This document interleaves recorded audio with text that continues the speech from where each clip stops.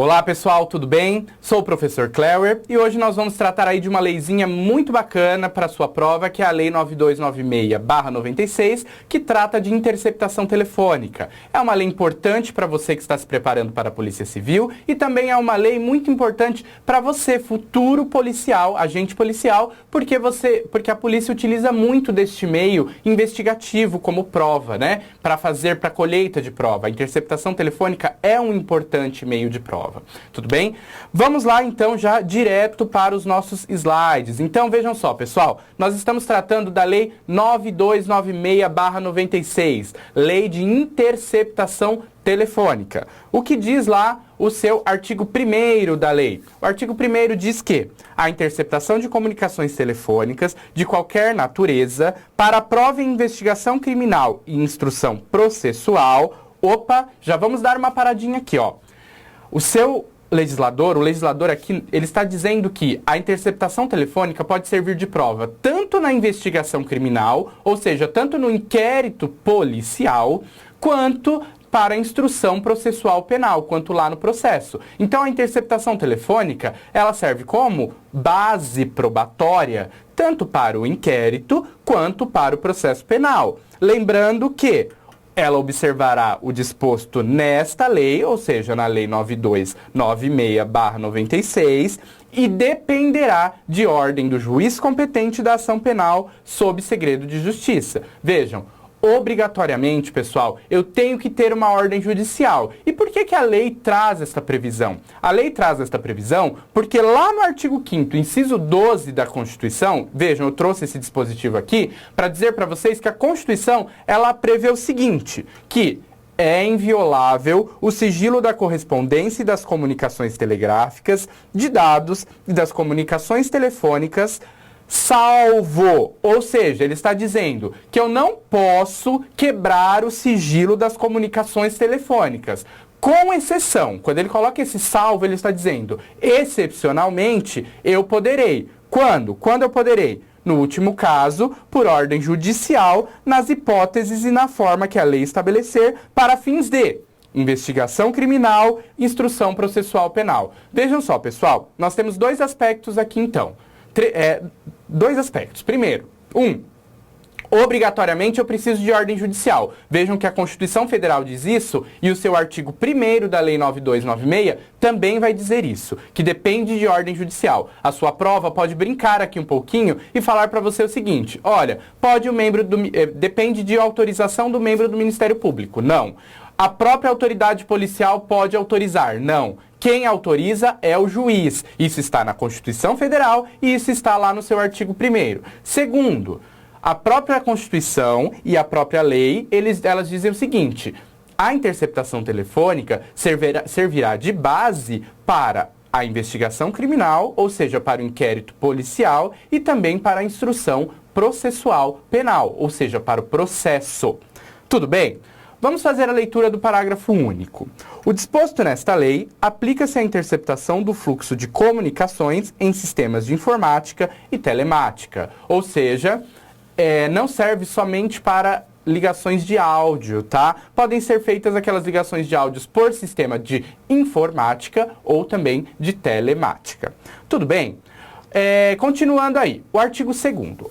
Olha o que diz o artigo 2º. Não será admitida a interceptação de comunicações telefônicas quando ocorrer qualquer das seguintes hipóteses. Pessoal, quando a lei está dizendo que não será admitida, ele está dizendo o seguinte, quais são os requisitos para a interceptação telefônica? Pode ser que na sua prova caia dessa forma. Olha, são requisitos para a autorização da interceptação telefônica. O artigo 2º traz os requisitos. Na verdade, quando nós falamos em requisitos, lá atrás nós precisamos lembrar que depende de uma ordem judicial.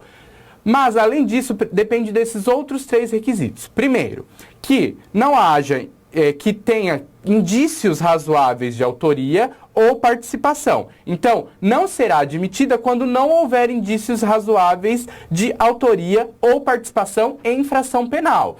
Olha só, nós estamos falando de infração penal. Aqui, embora a lei fale em infração penal, e você que já está estudando, você deve saber disso, que infração penal é gênero e nós temos 2 espécies, crime e contravenção, nós temos que lembrar que lá atrás, o terceiro requisito, quando ele fala que somente crimes que são punidos com...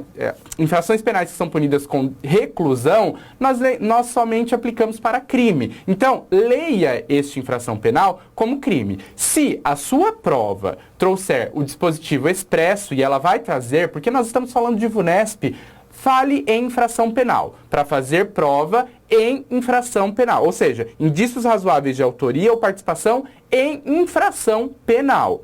Olha só, pessoal, cuidado que aqui nós temos dois, eu vou até destacar aqui para vocês, porque nós temos dois nãos aqui, ó, não e não.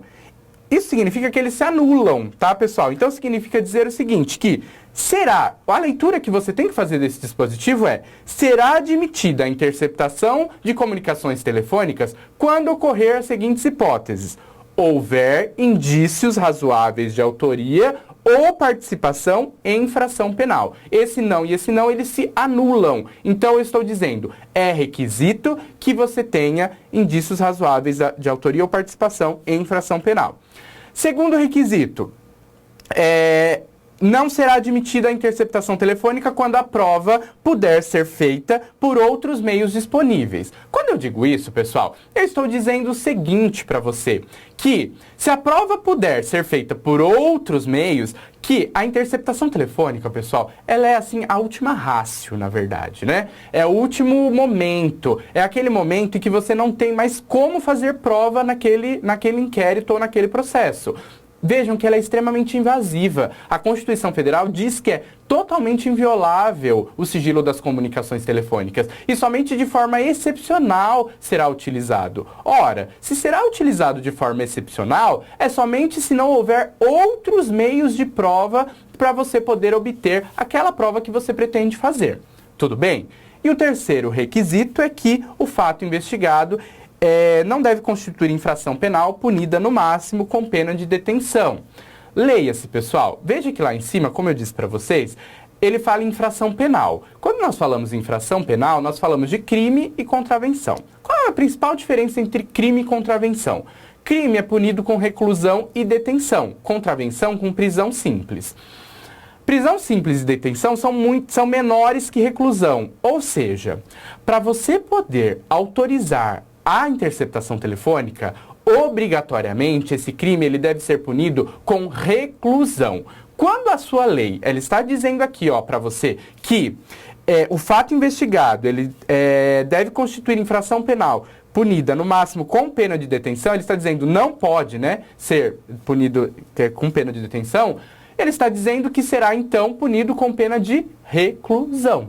Então, a sua prova, ela pode trazer isso. Ela pode trazer o dispositivo de forma expressa, ou seja, pode dizer que não será admitida interceptação telefônica para crimes cuja pena máxima seja pena de detenção, ou ele também pode dizer o seguinte, a sua prova vai poder dizer o seguinte, só será, e aí nós tiramos o não aqui, ó, vou até pôr o não aqui, ó, ele fala assim, ó, só será admitida a interceptação de comunicações telefônicas quando o fato investigado constituir infração penal punida, no máximo com reclusão. Tudo bem? Reclusão, reclusão. Se a gente tirar o não, se você tirar o não aqui, você coloca reclusão. Tudo bem? Estes são os requisitos, pessoal. Lembrando, pessoal, que o parágrafo único ele diz o seguinte, em qualquer hipótese deve ser descrita com clareza a situação objeto da investigação, inclusive com a indicação e qualificação dos investigados, salvo impossibilidade manifesta devidamente justificada. Olha só, pessoal, muitas vezes, quando a gente vai fazer a interceptação telefônica, a gente não tem todos os dados qualificativos da pessoa que a gente pretende fazer. A gente tem o número do ramal telefônico que a gente vai interceptar, a gente sabe mais ou menos o que a gente pretende provar, mas a gente não tem clareza com relação a isso. Vejam, é possível fazer esse pedido? É possível. Em regra, você deve indicar com clareza a situação objeto da investigação. Lembre-se que nós estamos tratando de uma exceção constitucional. Porém, excepcionalmente, de forma devidamente justificada, eu posso deixar de indicar com clareza quais fatos eu pretendo investigar e a qualificação completa dos investigados, porque eu posso ter somente o número do ramal telefônico. Digamos que eu esteja lá grampeando algum telefone, surge um terceiro ali na conversa. Eu não sei ainda quem é aquele terceiro, mas eu já quero interceptar aquele ramal também, porque eu entendo que naquele ramal ali também eu posso descobrir algum crime, pode ser que algum crime esteja sendo desvendado ali. Eu posso? Posso. Desde que seja devidamente justificado. Desde que eu justifique para o juiz que, naquele momento, é impossível saber quem utiliza aquele ramal telefônico ou exatamente o que eu estou investigando com relação àquele ramal telefônico. Tudo bem? Vamos lá para o artigo 4º, pessoal. Olha o que diz o artigo 4º. O pedido de interceptação de comunicação telefônica conterá a demonstração de que a sua realização é necessária à apuração de infração penal, com indicação dos meios a serem indicados. Olha só, pessoal, aqui nós estamos falando dos requisitos para o pedido de interceptação telefônica. Quando nós falamos de requisitos para o pedido, nós estamos dizendo o seguinte, que lá no seu pedido você deve indicar que ele é extremamente necessário para a apuração da infração penal e você deve indicar por quais meios você vai fazer essa interceptação telefônica. O parágrafo 1º, ele está dizendo que, excepcionalmente, o juiz poderá admitir que o pedido seja formulado verbalmente, ou seja, que esse pedido ele não seja escrito. Isso será feito de forma excepcional. Significa dizer que, em regra, o pedido será escrito.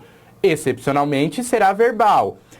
Qual é o requisito para que seja verbal? Desde que estejam presentes os pressupostos que autorizem a interceptação, caso em que a concessão será condicionada à sua redução a termo. Ou seja, para o juiz conceder essa interceptação telefônica, obrigatoriamente, este pedido, que foi feito de forma verbal, ele deverá ser escrito. Para você que não é do direito, reduzir a termo significa dizer escrever. Significa dizer colocar em ata, reduzir aquilo a escrito. Então, se você está reduzindo a termo, você obrigatoriamente está escrevendo. Para que este pedido ele seja válido, esse pedido excepcional verbal seja válido, você deve obrigatoriamente reduzir ele a termo. E o juiz, ele vai ter um prazo. Opa, cuidado, pessoal. Prazo, a sua prova gosta de prazo, tá? Qual é o prazo para que o juiz decida sobre a interceptação telefônica? O prazo é de 24 horas. Então, se cair lá na sua prova, qual que é o prazo para que o juiz decida sobre o pedido de interceptação telefônica?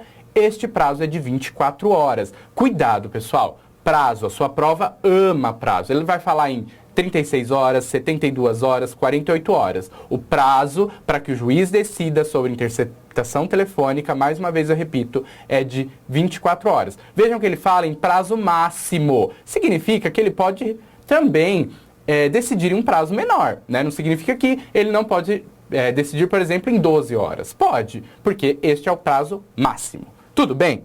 Vamos continuar aí. O artigo 5º diz o seguinte: a decisão será fundamentada, a decisão de quem? A decisão do juiz, a decisão que conceder a interceptação telefônica. Ela será fundamentada sob pena de nulidade, indicando também a forma de execução da diligência. Lembra, pessoal, que lá no pedido nós dizíamos que, obrigatoriamente, você deve indicar os meios. Então, aqui, quando o juiz defere, ele fala como será executada esta interceptação telefônica.